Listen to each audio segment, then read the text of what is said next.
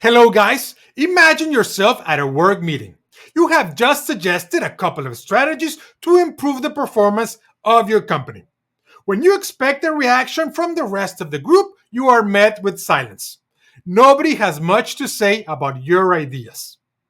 Minutes later, someone else, a colleague with a higher ranking in the company, basically suggests the same ideas. To your surprise, he is met with a standing ovation. But I just said the same things, you mumble. Outrageous, right? Don't we embrace almost everything our favorite politicians say, trusting them 100%, while dismissing or not even listening to what the candidates of the rival political party say? Why does this happen? Why can't we separate the message from the messenger? Today, in deciding how to decide, we will talk about the messenger effect. And what exactly is it? The messenger effect occurs when we judge the validity or relevance of information based on the perceived credibility, expertise, or likability of the person delivering information. The messenger effect influences how we receive, interpret, and act on information. We don't analyze information objectively. The messenger becomes as important, sometimes more so, than the substance of the message itself. Now let's see a famous case. In 1998, the British physician Andrew Wakefield published a research paper linking the measles, mumps, and rubella vaccine to autism in young children. Many parents around the world found Wakefield to be a credible messenger and followed his anti-vaccine advice. However, larger studies disproved Wakefield's findings. He became discredited and his medical register was revoked. However, the damage was done. Reduced child vaccination rates in some communities led to public outbreaks of once rare diseases such as measles and mumps.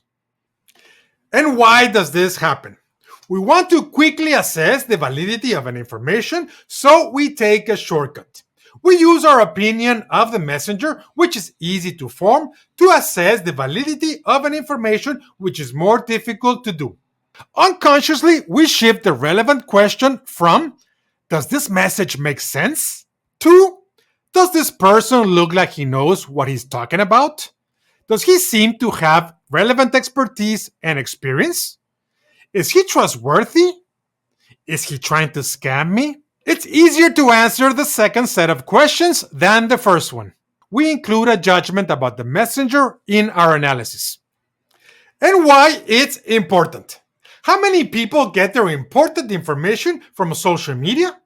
Many people trust more the posts shared by their family members and friends than the consensus of scientists and experts. They choose their messenger. Many people also confuse what they want to believe with what they ought to believe.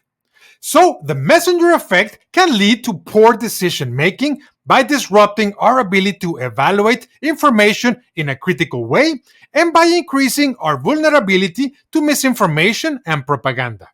Let's talk about global warming. There's near unanimous consensus amongst environmentalist scientists that man made activities cause global warming. But global warming is a complex topic. Few people have enough knowledge to talk about it in a competent way. For the rest of us, it's difficult to form a sound opinion. Therefore, we look for a messenger that says what we already believe or want to hear. We deem him trustworthy. If he says the opposite, we label him as untrustworthy.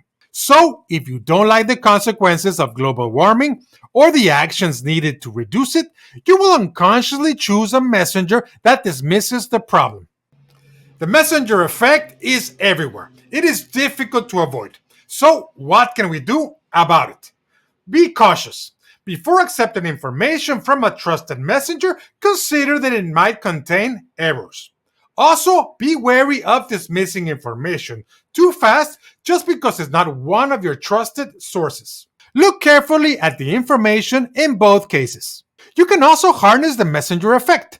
It is done in marketing, public policy, and media to increase the interest in ideas, policies, and products. So remember, and I know it's difficult not to do it, but don't shoot the messenger. Now, a disclaimer. Remember, this video is not the last word about the messenger effect. Its goal is to ignite your interest in this topic so you can do your own research. Send us your feedback so we can continue with this conversation. Time to go. See you next time. Thank you.